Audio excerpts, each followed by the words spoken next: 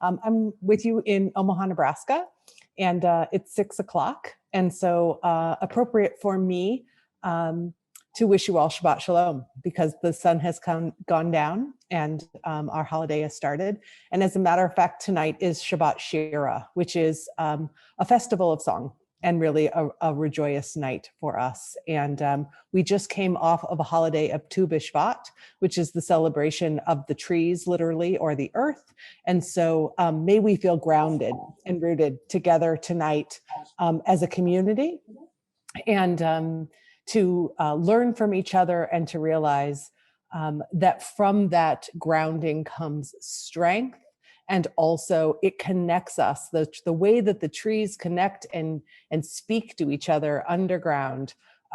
I hope that is inspiration to all of us as we hear each other's stories and find ways in our stories to reduce fear and increase understanding. And that's really what the Tri-Faith Initiative is about. It was founded in 2006 as an intentional way to build a neighborhood. And it's a bold experiment that doesn't exist anyplace else in the world. We have intentionally co-located a church, a mosque, and a synagogue with an interfaith center. Each of those are 4 autonomous organizations. So each of the congregations built on their own land, which is adjacent to each other, 38 acres. And we started out one meeting at a time, one conversation at a time, one friendship at a time to build trust. And I think that when you hear about what we've done, which is to raise $70 million and to co-locate these buildings with an interfaith center, with a bridge that connects all of us, a circular bridge, as well as a community garden and an orchard. In doing that, we have come to know each other and become in deep relationship with each other.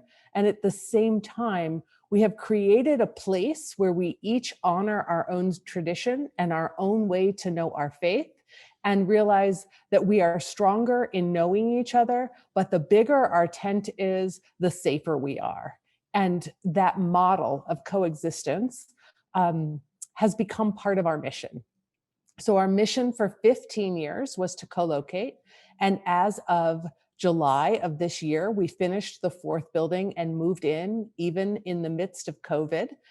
We have finished all of our capital campaigns, and none of the buildings have a mortgage. And we really have been able to bring great strength to this idea as a model. And so in re-envisioning what our mission is, because our mission for 15 years has been to build these buildings, now we are shifting and realizing even deeper that our mission is about relationships. And so our new mission is inspired by Jewish, Christian, and Muslim faiths. We cultivate inclusive environments to advance interfaith relationships and understanding. And our 10-year vision for that is to become not only a model, this incubator of this experiment where we continue to take risks and get to know each other in bold and innovative ways, but also to be a resource and a trainer for other communities who are interested in coming into relationship in this kind of way, both in physical proximity.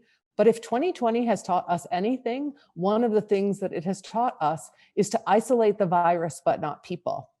And even though our initial vision was to co-locate and to live as neighbors, our buildings are empty right now. And the numbers in Nebraska have skyrocketed with the virus. And so we have our worship that is almost exclusively virtual. And even so, we have found new ways through Zoom and other technologies to come together, to lean on each other, to support each other, and to appreciate that spiritual wellness is increasingly important and an example of ways that we can make it through years like 2020. Interestingly, these partners of ours in these congregations, one is a Reformed Jewish congregation, one is a congregation of the UCC Church, and the mosque is a new mosque that has both Sunni and Shia members and people from 32 countries represented. So even within the mosque, they are incredibly open and accepting of all different cultures. And a piece of what we're learning is that there's not one right answer in our partnership. We have to listen deeply to the cultural needs and to the space and place that the congregation is in their life. Temple Israel, the Jewish congregation, is 150 years old, and the mosque was established in 2007. Those are really different examples of where we are in the life of a congregation.